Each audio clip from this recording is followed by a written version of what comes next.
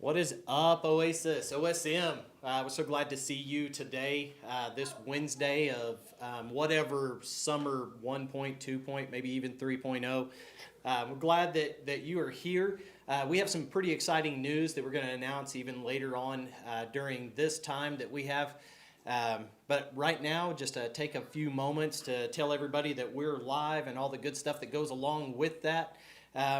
So we're going to start off with a few headlines that we have for today. Headlines that I found just going through the worldwide interweb.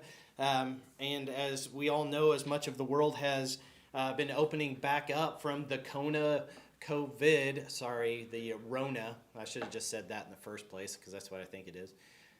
So from the Rona. So I looked up and I found in Bangkok, so in Thailand, as they're opening back up, there's a lot of restaurants and things of that nature that are coming back online. And one of them in particular is drawing a little bit of attention because there was a little bit of a scare. And we actually announced this early on that apparently cats could carry the Rona. And that's what those jerks need anyway, is more power. So this particular cafe is a feline oriented one, and by that apparently you can go in there and you can sit down and there's like 20 cats that just lazy butt around and then come and hang out with you, apparently rub up and all of that. So that is opening back up, so good for you, a room full of jerks and your food. And so you get hair in your food, you get the Rona, you get cats. That's a win-win, I guess. So for those of you who know this at home and you've heard the jokes about Karens, and it's just kind of this funny thing, this phrase that there is, I guess, a particular group of individuals that sometimes have a tendency, moms, to be fun sponges, and the term for that is Karen. Karens don't like the songs. Karens don't like, and here's the thing. I know some pretty cool Karens, all right, that are really pretty fun. So I know that there is bad press for that. So not every person, every lady whose name is Karen is a fun sponge and hates life and hates fun and tries to sterilize everything. But I did look up something today, and I was a little bit curious about it. Is there a male version of Karen? And there is. They're called Kens. Kens. So I guess I'm putting that in play like almost immediately. I cannot wait until I see our worship pastor and get to call him a kin. I cannot wait for that. That moment. You heard it here today. OSM, the next time that you see our worship pastor will do anything and be like, okay, Ken, okay, and just walk off, and that would be great. That would make my heart happy. So, coming up, I actually have one more story, but I need to do a couple of comments. So next week, we will be doing this at least one more time on Wednesday, and then hopefully we get to do a little bit of a hybrid. And by that hybrid is we're still going to do a little bit of a talk show, but we're actually going to have people here. So what does that mean? It means the student ministry is coming back. We get to meet. That's happening. So keep your eyes posted for when we get to do that in person. And everything like that. And when we come back, man, we're going to swing for the fence, all right? But next week may be our last one. I don't know that for sure, but next week may be our last one. So my question to you, put it in the comments, whether you're on YouTube, Facebook, text me. Who do you want to see as the guest? Okay? Who do you want to see as the guest? If you want a youth and you want to throw somebody straight under the bus, because you know if we're going to be the last one in here, somebody is going to eat something, okay? I've already come up with, we're going to have a wheel of misfortune, and it may be hot stuff, it may be gross stuff, it may be Stinky pit? all of it. All of it is on the table, okay? And there might be even a little sliver in the wheel of misfortune that might be get a drink of water, but there will be one of those. The rest of them, sorry about your bad luck. So put it in the comments. Text me. Who do you want to see up here? If it's the seniors, man, I'll try to get as many of them up here as possible, and we're going to try to wig them out. If it's, I don't know. if it's one of our junior high and you just want to see somebody squirm, put their name in there. I don't know that they're going to say yes to this. I have no clue, but we're going to try to get them up here, and we're going to try to have some fun with it. And then when we go back to the hybrid of we're going to do this in real life, I can't wait till that, because we're going to have a live studio audience, and we're really, that may be where the stinky fish comes out. I'm going to save that. Okay. I'm going to save the stinky fish for live audience, because if one person is going down, all of us will do it. So that may be gross forever. All right, so put that in the comments. In Utah, back in May, there was a 5-year-old boy that was pulled over after he borrowed his parents' car. Going down the highway, he actually was doing a really good job. I saw the video. The reason that he got pulled over is because he was going slow and meandering between the lanes, and the highway patrol officer pulled him over, and I was really impressed because the 5-year-old just gingerly went to the side. I think he even put on his blinker, got to the side. The officer went forward to go figure out what was going on, and it was a 5-year-old boy that had borrowed his parents' car. And the reason that he had borrowed his parents' car is he got into a fight with his mom because his mom would not let him buy a Lamborghini sports car. So he decided that he would get the keys, take his mom's car, and drive to California to go buy one. So he took it upon himself, and he made it, I guess, a little ways down the road, did this, and come to find out he took his $3 and was headed to California. $3 for the Lamborghini.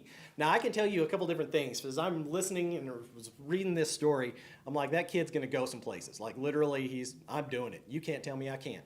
Right? So he took his $3 and he split. So my question now, put this in the comments, text me, what would you do with $3?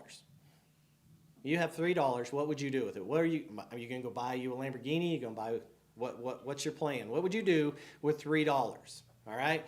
Put that in the comments, what you would do for $3. And this is the perfect segue into my guest. Speaking of, an individual that I have no clue about his childhood, but I feel like there might have been a story about a 5-year-old that drove his parents' car because it just seemed like the right thing to do. So without that further ado, I'm going to introduce, his name is Jimmy McInerney. Jimmy McInerney is one of just leaders, servants, awesome individuals in our church. Jimmy, there's no part of me that would ever believe you if you said that what I just said was not true. I was 9 and it was a pickup. Thank you. Yes. And it was my pickup. And it was your pickup? Oh, okay, well, never mind that. Yeah. So, Jimmy, all right. So for those of you at home, there is a handful of individuals that gives me a hard time, wall to wall. I'm not one of them. And Jimmy is lying to you right now. He is one of them. One of his favorite things to tell, not me, everybody, is that he patterns his life after me because he doesn't want to amount to anything. How'd I do? Picked a good one, right? You did, in fact. You're the winner. Congratulations. Not going to do a darn thing with your life. Well done, sir. You're an excellent judge of character. Yes, oh yes. Yeah. Yes. So, Jimmy, thanks for coming on. This was actually a last-minute thing, me hitting you up. Your name actually... Johnny Carson couldn't make He it. couldn't make it. Yeah, He that's what I couldn't make it. There was 2 or 3 other people that... So I'm number 4? Well, yeah. Golly. Yeah, it's not personal. Kind of personal. Yeah. And when your name kind of came into my head, I thought, man, all right, so there's a lot of stories that I want to get to and hear in a little bit. And for those of you who are parents and you're watching this and you're thinking that you don't want your kids to get any ideas, move them closer. It's about to get really, really funny. The 5-year-old that I segued into this, facts, man, facts. This is you. So, Jimmy, I asked the same question to everyone, and then we actually have a little bit of a challenge over here that we're going to kind of move into. But I asked the same question, one question of everyone who's been here. Okay, situation's changed a little bit. There is, in fact, toilet paper on the shelves now, but if the Rona comes back, it's Rona 20, okay? And there's a run on toilet paper. You can't get any toilet paper. What are you going to use as a substitute? Dollar bills because they're not worth anything. Okay, dollar bills. Dang, check it out. Make it rain, dude. All right. So They're just printing it like toilet paper. they are. Okay, so Jimmy.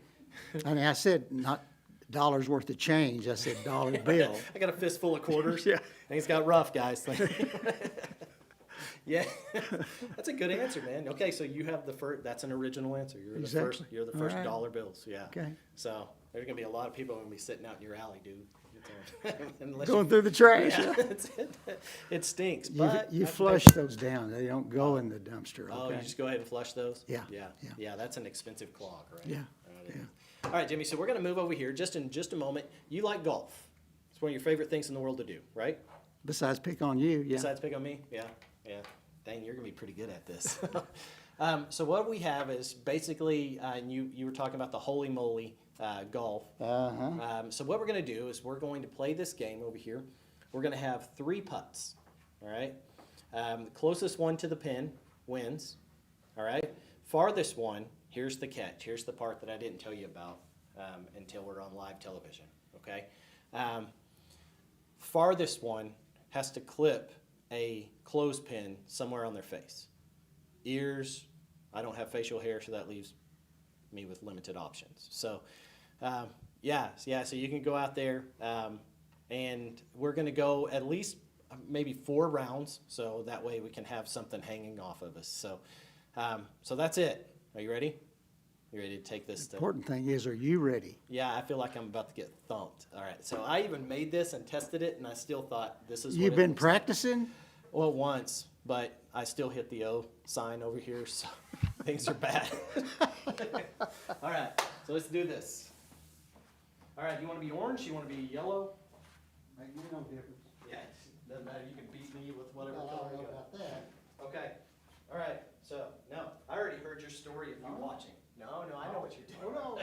Your game, you go first. This was my fault. All right. So here we go.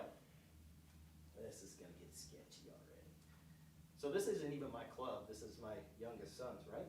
Son. Yeah.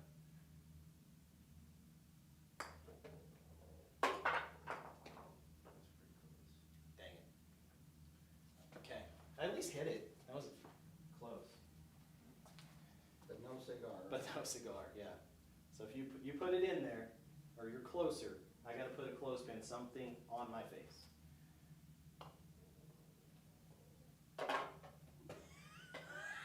You want me to help you pin it off?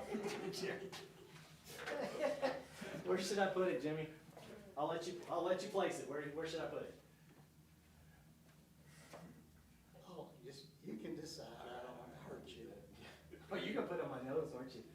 Yes. Dang it. All right. Golly, these are strong. I'm gonna be crying by the end of this. What color am I? Or orange? What difference does that make? I should put it closer. Hey, man. You made that look easy, Jimmy.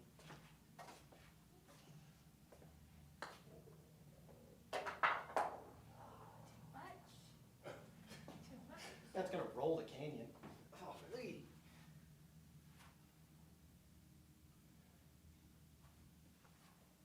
I'm just gonna go ahead and get this.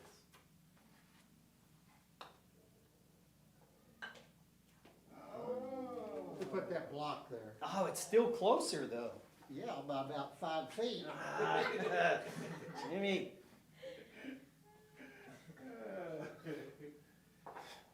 We'll do this. We'll do pirate style. Oh, that's a worse one. It stinks, man. My eyes are all watering and it's on my ears. Amazing. Yeah, all right, so, Are you going again? yeah, we have 2 more. Brilliant. Go into the ministry, they said. All right, here we go.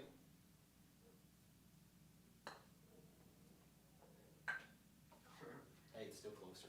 Don't do that block, you need to be there. I know. Oh, good night. This is awful.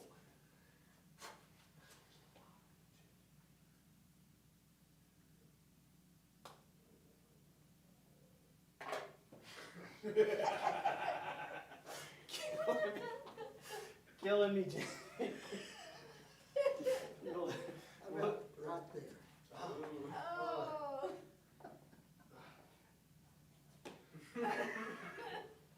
Pretty bad.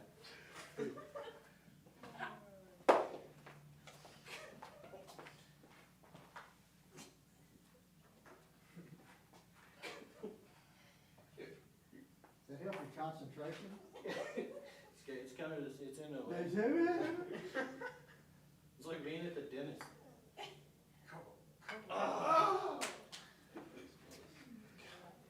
Oh, Wanted at least one. I know, right? Yeah.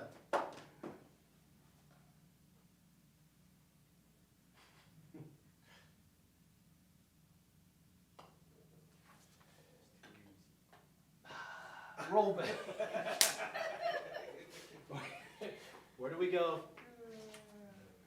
Last one. Pick a spot. Pick a spot. Can you paint any skin up here? Oh, man. No. You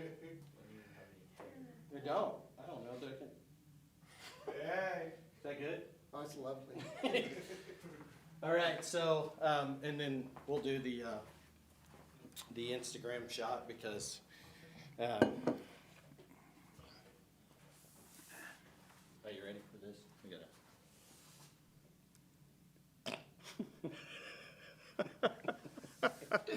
Yes. All right. See why I picked you to pattern my life? I know, right? Yeah, you got life goals, sir. All right, so before I pull all the, What? so before I pull them off, this was part of it. Is if we ended up doing this, we had to do at least one question with it on your face. So, on clearly my face. So, question: how long have you? No, let's do this question.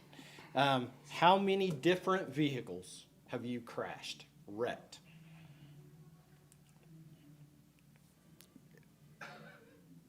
Oh, it's stuck. Oh, it's amazing. Describe vehicles. Okay, so not bicycles, unless you built it. Oh, So you're saying motorcycles, boats, yeah, cars? with a motor. Let's say anything with a motor. Anything with a motor? Yeah, Several. several. All right. So I need you to tell the story for those at home, those maybe even in this room. I need you to tell the story of you building the hang glider and the test flight. It didn't have a motor, I know, but there was a motor It's being involved. pulled with Yeah, a motor, yeah. yes. All right, so tell the story how you got to the Okay. maiden flight. Well, we were watching TV one Saturday, and they were just developing these hang gliders. And I like to build things, so I got this bright idea I was going to build one. And How old were you?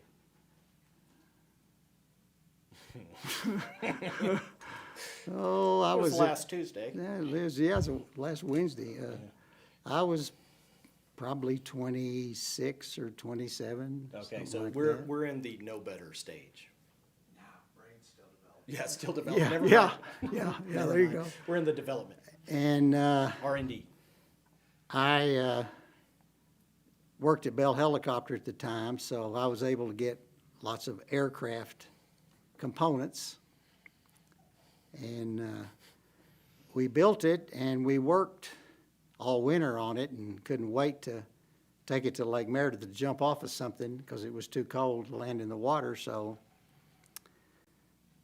I got this bright idea we would take it out to the airport and there's a huge field out there that's just grass, buffalo grass. And I don't know whether any of you know what banana peel water skis are. They're skis without a rudder that are turned up on both ends, kind of like a snowboard. I took the heel piece off of that, and we worked all winter on the aircraft, on the hang gliders, but we didn't have enough time to spend on the release mechanism. Okay. So once I got up to whatever the altitude was I was going to get up to, Right. Now, then getting up to the altitude. Tell us about that part. how I did it? Yeah. Well, I'm getting to that.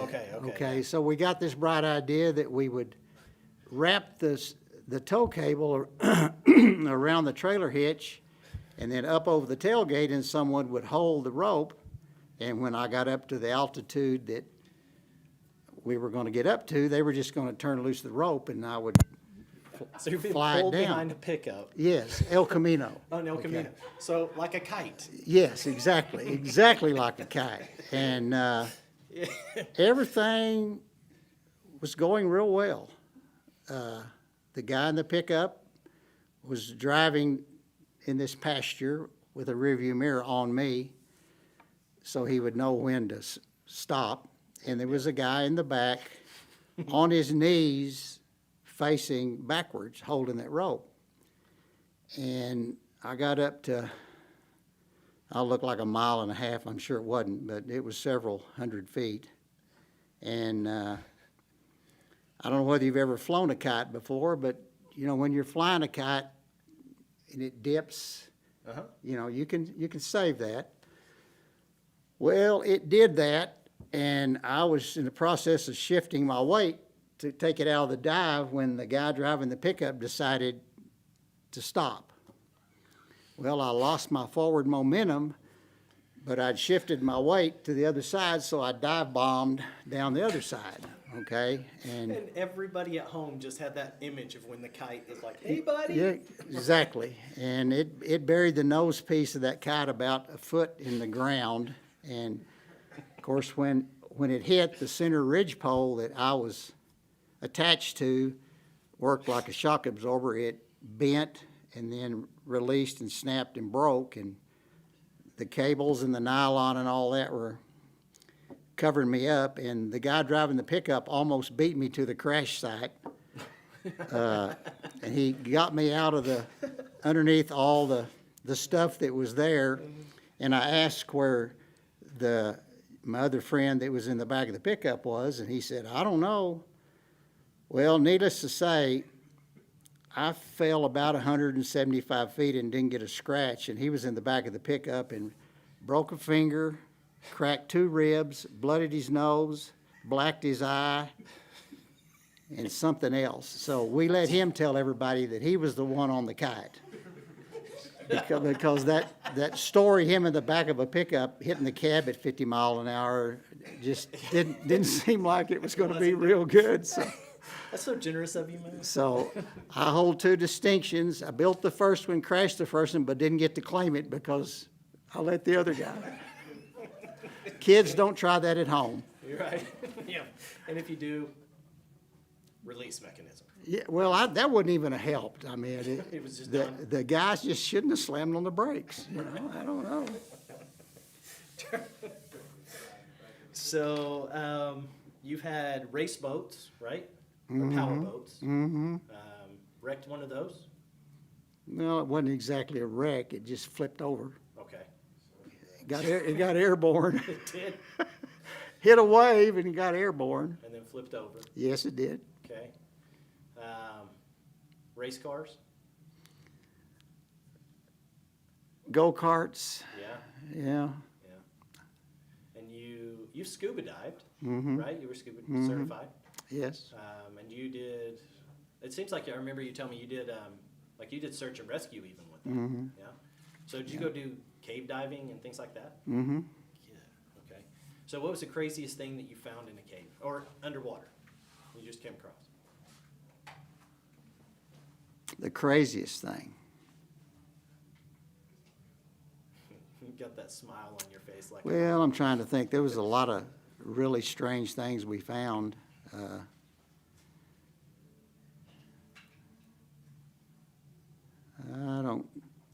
I, nothing really crazy. Found lots of things, but nothing real crazy. Found a car that was stolen and drove off into the lake that nobody knew where it was at. And you found it? We found it behind Western Plaza. Oh, yeah, and that big old deep hole. I Yeah. guess was it deep then? Or Oh, it was safe? full way back then, yeah. Had an aqua driving range there. We got lots of golf clubs out of that. Yeah. So are you from?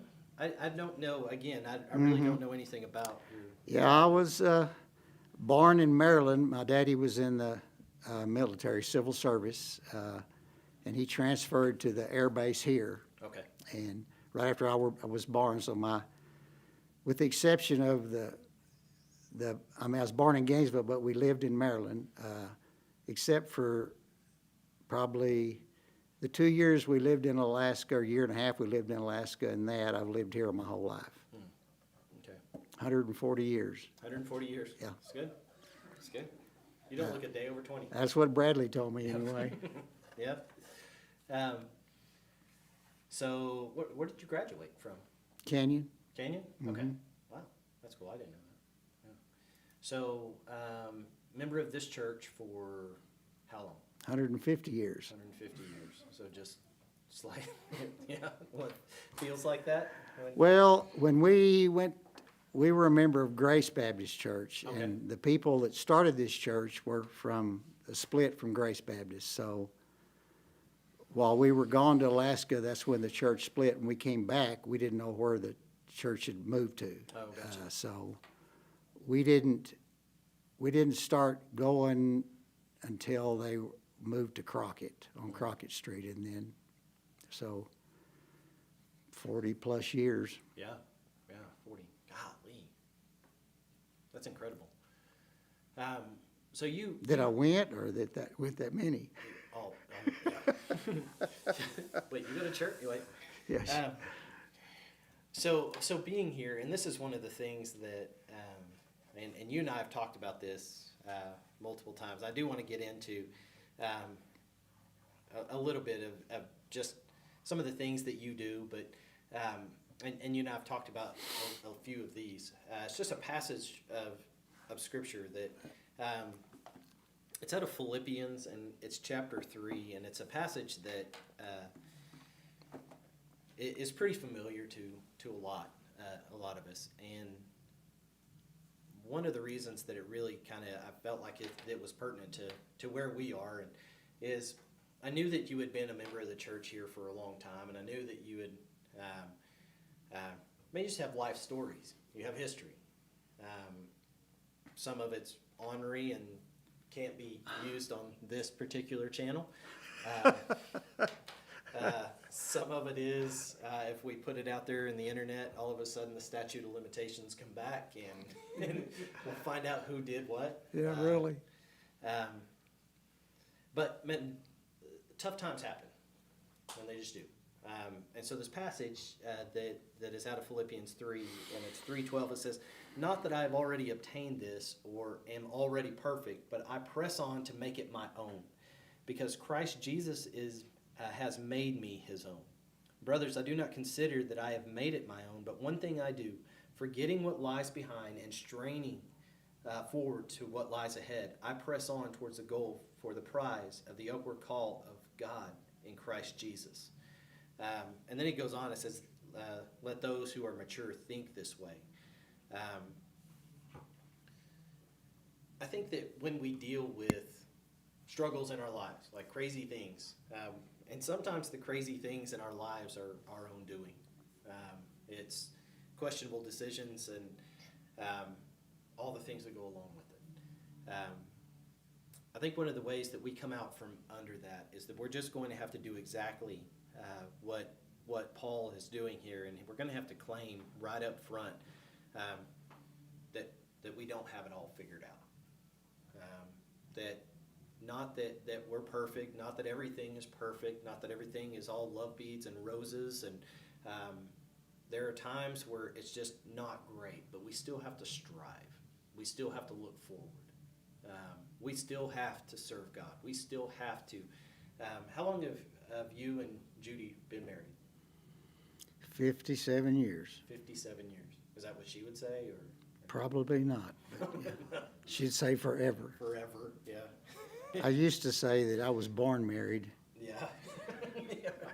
and that got me in trouble, so I quit saying that. Yeah, right. The pan stopped hurting. Exactly. It really hurts every once in a while. Can I just say my ears are numb because of those stupid things? It was your It deal. was my fault. Yeah, this is right. See, this is questionable decision. You should have practiced a little bit more. I should have. I made that thing. Marriage is this way. Sometimes it's just not always fun. Sometimes all the time it takes work. And we still go. We still press on in our marriages. So I guess a question that I have for you is, you were also military. In the tough times that you've had in your life, how have you dealt with those, and how have you seen God move? So there's one question, but then before that, maybe we need to go ahead and do this. Tell us about when you came to know Christ. When I was 10, 10? uh-huh, Yeah. Monica Lamb, Hmm. she was my teacher. Like Sunday school teacher? Mhm, Or- mhm. Really? Mm-hmm. Yeah? And At Grace Baptist. and she just told you about the Lord, and Mm-hmm. really? What was that moment, man, where you just like, yeah, that's me. That's just, you felt it, you knew? Could you? Well, I was 10. That was 60 plus years ago. It's a I day or two. remember Yersty vaguely. You're right. That Monica Lamb, that's her Mhm. name? Mm-hmm. That's incredible to me that you remember that. So it was this life-changing, obviously life-changing moment. Mm-hmm. So now this, years removed, still relying on God, still pressing into Him in the hard times. What would be your advice to anybody, whether it's a teenager at home or whoever is going to be watching this? Maybe it doesn't matter if it's a 5-year-old, a 15-year-old, or a 50-year-old, or 500, whatever. What would you tell them about trusting God through hard times? Well, hard times are a whole lot easier to take when you do trust God, just like what's going on right now. We can't affect what's going on right now as an individual. We can only live with the results of it. But if you're comfortable in the fact of knowing that who's really in control of this, not the press, not the president, not the country, just God. So we know He's got our back. So all we got to do is just believe and keep on keeping on. Yeah. And that's this passage. It's 14. It's one thing I do. Well, I guess it's 13. It says, I do not consider to have made it my own, but one thing I do. I forget what lies behind, and I strain forward. In verse 14, I press on to the goal and the prize of the upward call of God in Christ Jesus. It's not always easy, certainly, to press forward. It's not always easy to trust in God. Sometimes it's just we question His motives, I suppose. And it's not our place to do so, and I'm not saying that it is at all. And I think in those moments that it's super important for us to take a step back and say, God, you are God, and that I trust you, right? I asked you about it, how long you've been a member of this church, and one of the things that is a huge deal to me is I've watched, and I've only been here, I guess 5 years now. Yeah, we're past that. That would have been like recently. Being here, a member of this church, and getting to serve here for 5 years, and one of the things that I've noticed about you, and really about this church, is it's a church that's packed full of servants. It's packed full of individuals that want to make a difference. You've been a huge part of this church. Troy, a few weeks ago, was over here in this seat, and just individuals that have invested in your church. So my question for that, why? Why invest in the church for a generation that might be watching this, where church attendance is beginning to fall off? Church involvement is beginning to fall off. Why? Why serve it? Why invest in the church? That's a tough question. I know getting older, it brings it to the attention of how much more you need the church and need to be around your fellow church members or your family. When you're young and dumb, you think, and I'm sure I was the same way, that you can do it yourself. You don't need it, but I was raised in church, so I don't know any better, I guess would be Right. be the best way to put it. That's an interesting question that I really don't have a specific answer for, really. Yeah. Do I need to get my lawyer? No, you're good. We'll be all right. Yeah. And I think what you say, and you actually, you hit me pretty hard with, I think, that statement of, it's not a matter of you not knowing better. It's you. We do need other people in our lives. Mm-hmm. Man, we're really better together. That's why church works, and I think that's why God left that to be His example to the world. So we live in a time where it's not the first time that it's ever been divisive in our country, and it's certainly not been the first time that we've come under really just crazy times, whether it's social or whether it's a virus. I think that it's in this passage and things like this where we need to run to Jesus, and we run to the church, so that we can bond together, so we can tell the stories, we can have fun, we can laugh, and we can do all this. But also at the same time, you said something earlier that, man, I love it. It's just understanding that God has our back. And sometimes I think that's church. Sometimes we got to come together and have somebody else remind us of that, of why we're pressing forward, why we continue to press on. Well, it's easier to get through things and to understand things when you know that. I could pick up the phone right now and call at least half a dozen people that I could share anything with, and know that I may not like the answer they're going to give me or the way they're going to accept what I ask them, but I know they'll tell me the right thing. Right. And having a church family and friends, close friends in the church, makes it easier to get through junk like we're getting through right now. Yeah. But that's just me. Yeah. And I didn't realize how important all that was till, every year you get older, and every year you see how important it is to not do it by yourself. Yeah. Wow, that's a good call.